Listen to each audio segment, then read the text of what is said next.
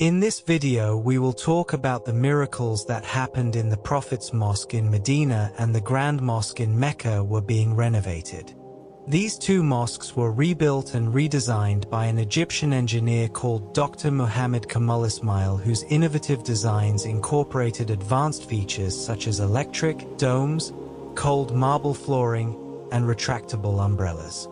These elements were functional adaptations to the harsh climate of Saudi Arabia, ensuring that worshippers could perform their rituals in comfort. These two mosques, plus the Kaaba and the Al-Aqsa Mosque in Jerusalem, are the holiest sites in Islam. Due to their history as well as their magnificent importance, anyone who has ever visited these places or one of them can tell you how beautiful and spiritual they are.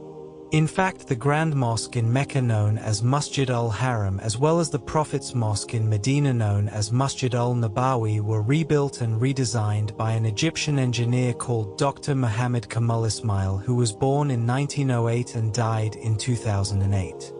After obtaining 3 doctorate degrees in Islamic architecture in Europe, Dr. Ismail returned to Egypt and became the first highly qualified Egyptian engineer to supervise foreign engineers in his country. He was around 70 years of age when he signed the contract from the Kingdom of Saudi Arabia for designing and rebuilding the Grand Mosque of Mecca. Dr. Ismail's innovative designs incorporated advanced features such as electric domes, cold marble flooring, and retractable umbrellas. These elements were not merely aesthetic, they were functional adaptations to the harsh climate of Saudi Arabia, ensuring that worshippers could perform their rituals in comfort. The use of umbrellas provided much-needed shade, while the cold marble flooring offered respite from the scorching heat. This project was not just a construction endeavor. It was a mission to enhance the spiritual and physical comfort of millions of pilgrims. So here's what happened due to the scorching heat of Saudi Arabia.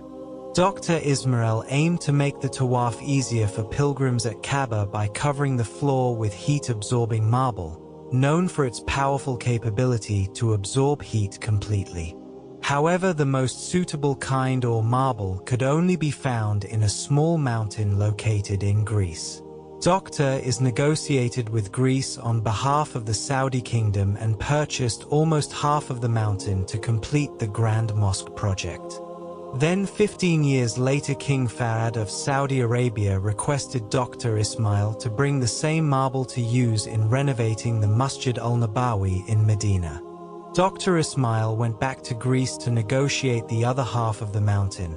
However, he was informed that the marble had been sold completely, and they told him the company that had bought it, which was coincidentally based in Saudi Arabia. But here's the most interesting part. When he got in touch with the company, Dr. Ismail was astonished to find that it hadn't used the marble for 15 years. The company had held the materials in storage, not knowing it will one day be required to be used at Masjid al-Nabawi.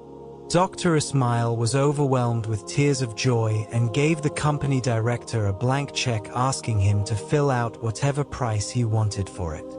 But when the director learned that the marble was wanted for innovating the Prophet's Mosque, he refused any payment and gave the entire stock for free.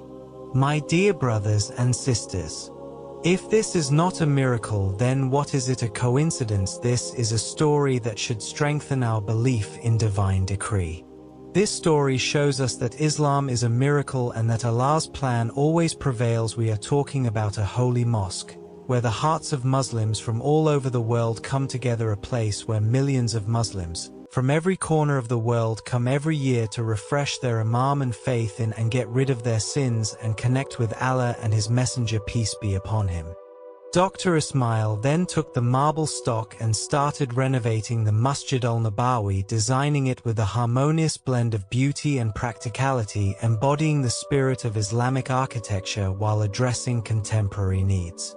It should be noted that despite his magnificent work to renovate the two holy mosques, Dr. Ismail refused any payment from the Saudi Kingdom, stating that he did not want to face Allah Almighty with shame for having taken money for working at Allah's holy houses.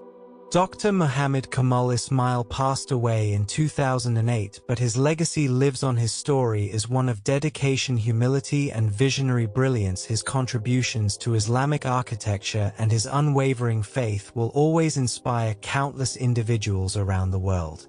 May Allah grant Dr. Ismail all the best in his grave and make him amongst the people of paradise. May Allah place us too.